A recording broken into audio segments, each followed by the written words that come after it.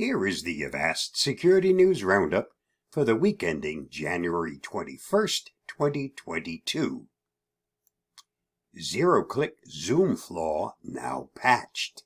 Natalie Silvanovich of Google's Project Zero bug hunting team found and reported 2 zero-click vulnerabilities in video conferencing platform Zoom.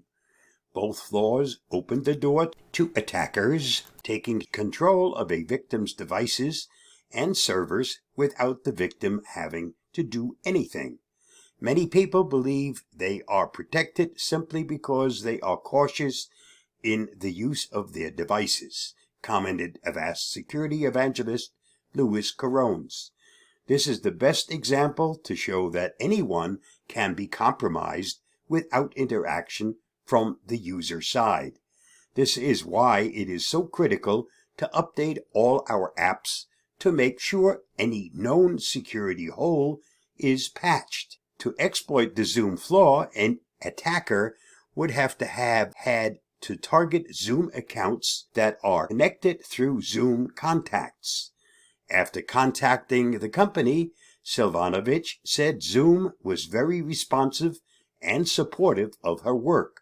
Zoom fixed the flaw and released a security update for the customers on November 24th. For more on this story, see Wired. Europol takes down VPNlabnet for cybercrime.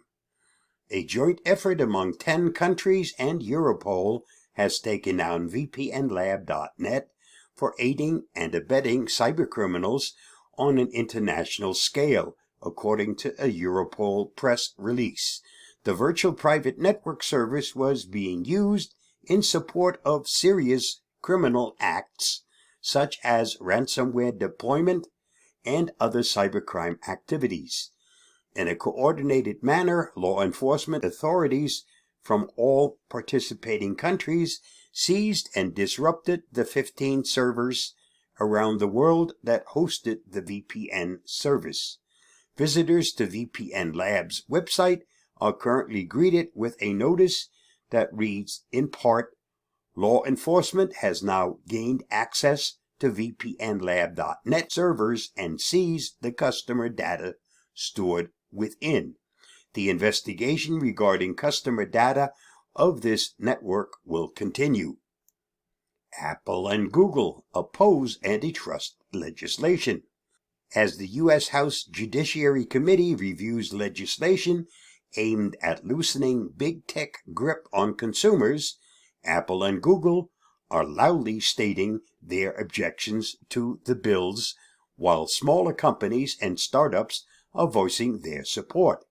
The American Innovation and Choice Online Act would prevent big tech from favoring their own services over others, and the Open App Markets Act would allow for more competition on app stores. Apple and Google complained that the new legislation would force them to compromise security and quality, while smaller companies claim they will finally be able to compete on their own merits if big tech's gatekeeper status is loosened. For more, see The Verge. Israeli police use Pegasus spyware on citizens. According to an exclusive report by Israeli business newspaper Calculist, Israeli police used NSO Group's Pegasus spyware to remotely hack citizens' phones. Calculist says that those who have had their phones hacked include mayors, former government employees, a person close to the senior politician, and leaders of political protest against former Prime Minister Benjamin Netanyahu. Calculist also claims that the hacking was done without warrants or any court supervision. Israeli police rejected the hacking claims as untrue, but it did not deny using Pegasus as a tool.